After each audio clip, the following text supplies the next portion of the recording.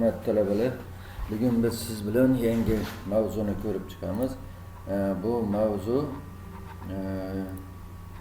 demak mavzumuz Jetson formatdagi ma'lumotlarni interaktiv kartaga yuklash deb nomlanadi. Bu ma'lumotlar bilan, bu mavzu bilan siz quyidagi silkalar yordamida kirib bizni o'quv qo'llanmamizdan o'rganishingiz mumkin. Demak, web kartografiya o'quv qo'llanmasida bu mavzu 154-betda 159-betgacha ko'rsatilgan. Yana bundan tashqari, demak, ushbu bizni interaktiv kartaga belgi va geometrik shakllar bilan ishlash mavzuni o'qitishda Jetson qatlamlardan foydalanish nomli uslubiy qo'llanmada ham ko'rsatilgan. Bu shu yilning o'zida Bookmarking kutubxonasida, bosmaxonasida nashr qilingan.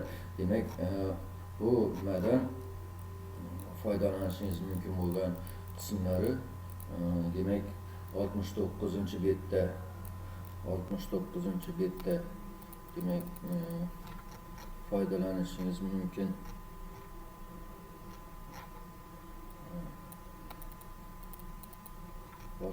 Demak, shape fayli yaratish 65-betda, shape faylni yaratishdan tashqari shape fayli yuklab olish 69-betda.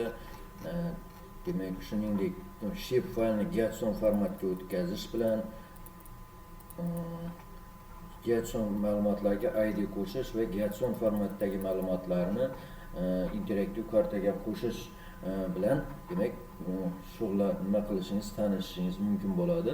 Demak, bu ma'lumotlar ana shu ikkita qo'llanma yordamida ma'lumotlarni olishingiz mumkin. Endi bizlar hozir nima qilamiz? Bizlar qiladigan ishimiz birinchi demak yangi nima ochamiz, fayl.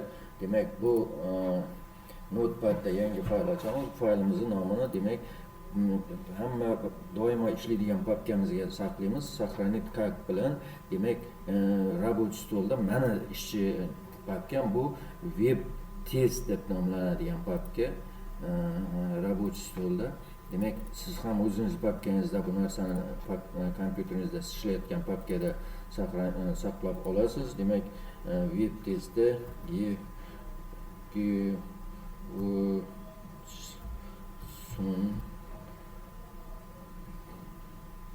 ma'lumot html hujjatni yaratdik. Demak, Jetson va HTML hujjatda bu nima bilan ishlaymiz. Endi ma'lumotni qayerdan olamiz? Ma'lumotni biz GIS ma'lumotlar bazasidan yuklab olishimiz mumkin. Demak, bunda kirib mamlakatni tanlaymiz. Biz mana O'zbekistondan tanladik.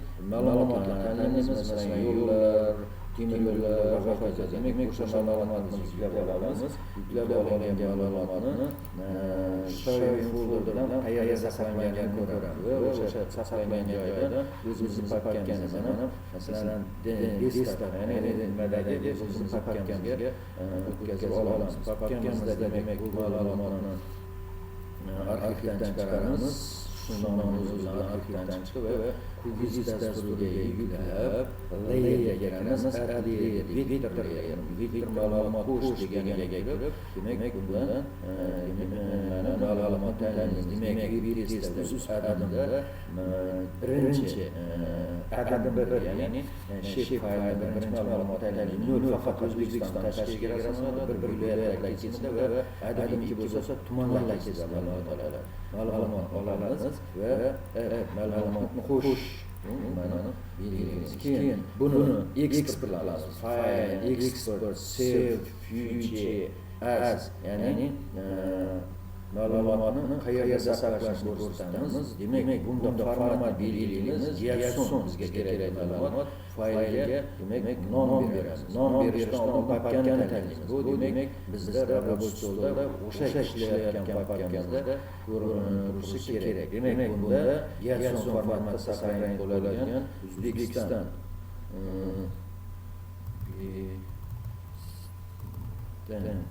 O'zbekiston nom berdik va saqlangan qildik. Nega o'ymaymiz? Chunki qo'shtirnoqdagi bir tirnoq o'dagi belgilari nimada kod sifatida xato bo'lishi mumkin. Shuning uchun hozircha uni o'rganganingiz uchun ishlaganingiz ma'qul. Endi demak bu ma'lumotni ham nimada Notepad'da ochamiz. Fayl открыть ochish. Nimani ochamiz? Demak, biza Gerson ma'lumot ochamiz hozir o'rgangan. Demak, Gerson ma'lumotga word ID qo'shishimiz kerak. Word ID deganimiz demak word o'zgaruvchi dasturlashtirilgan o'zgaruvchi bo'ladi. ID esa demak bir qancha ma'lumotlarning ichida Gerson ma'lumotlari ishda unga alohida o'ziga nom xos nom beradi. Ya'ni bu ID ga o'xshab, ID ga o'xshab uni nimasini shaxsiy pasportini belgilashi mumkin. Demak, keyin buni sistemali qausga olamiz, 4 qausga, chunki mana shu hamma ma'lumotlar bitta ID ga tegishli ekanligini bildiradi. Demak, buni saqlanib qilamiz va ochgan Gerson ma'lumotimizda ishlashni davom ettiramiz. Dastlab oddiy HTML hujjat yaratamiz. Oddiy HTML hujjatimizni yaratdik va oddiy HTML hujjatimizga Liquid kutubxonasini download qismida demak CSS va JS ya'ni JavaScript kodlarini qo'shamiz. Demak, qismiga CSS va JS kodlarini qo'shamiz. Hurmatli talabalar, e'tibor beringlar, pastda biz kodimiz ko'rinmasdan qoldi. Ko'pchilik mana shu yerda qaytadan boshlayapti. Kod oxirini ko'rsatgan uchun bosh ko'rinmasdan qolgan. Endi body qismiga kelamiz va kartaning keyingi qismlarini tuzamiz. Demak, bunga leftlet qismiga qo'shganimizdan keyin hujjatni body qismiga ma'lum bir identifikatorga ega bo'lgan div element qo'shamiz. Ya'ni ma'lum identifikatorga ega div element body qismiga qo'shiladi. Shundan keyin biz brauzer oynasida biz tanlagan hudud karsasini ko'rsatish uchun koordinatalarni belgilaymiz. Ya'ni karta markaziy koordinatalar. Karta markaziy koordinatalarni belgilaymiz. Albatta bu skript teglari ichida bo'lishi kerak. Skript teglari ma'nosini demak siz shu qo'llanmalaringizdan ko'rib bilib olishingiz mumkin. Nega skript? Chunki JavaScriptni kartaga qo'shadigan tegning nomi skript tegidir. Endi bu yerga biz kartaning fon qatlamini qo'shamiz. Kartaning fon qatlamini demak oldingi darslarimizdan ma'lum buni QGIS dasturidan ham ko'rib yuklab olishingiz mumkin. Endi biz hali aytgan Gerson qatlamimizni yuklash uchun kartaning xil qismiga quyidagi elementlarni qo'shamiz. Xil qismida demak Liquid kutubxonasini CSS va JavaScript kodlaridan keyin qo'shiladi. Demak bu qismda name Gerson ma'lumotini yuklaydi. Bizda Gerson ma'lumoti name nom qismi mana ko'rinib turibdi, O'zbekiston. Demak O'zbekiston ma'lumotini yuklaymiz.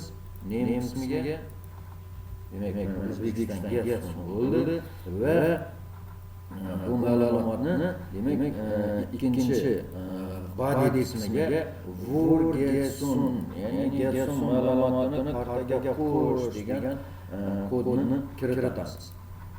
Gerson ma'lumotini kartaga qo'sh deganimiz demak body qismiga kiritiladi.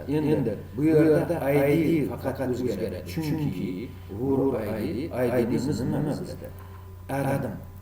Ya'ni Gerson O'zbekiston ma'lum kartasini Gerson ma'lumotini kartamasi nomi demak ID'si shu ekan. Demak buni kiritamiz va ma'lumotni nimadan ko'ramiz? Gerson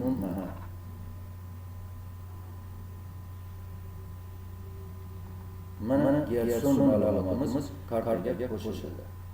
Demak bu bilan biz keyingi darsda bunga boshqa dizayn berish shakllarini ko'rib chiqishimiz mumkin. Hozircha Gerson ma'lumot kartaga qo'shish bilan tanishdik. Demak, aytganimizdek, buni o'quv qo'llanmamizda ko'rishingiz web kartalar, interaktiv kartalar, geometrik shakllardan olishingiz Gerson qatlamlaridan foydalanish nomli qo'llanmamizda ham bu bo'yicha 15 dan mashg'ulot berilgan. E'tiboringiz uchun rahmat. Keyingi darsda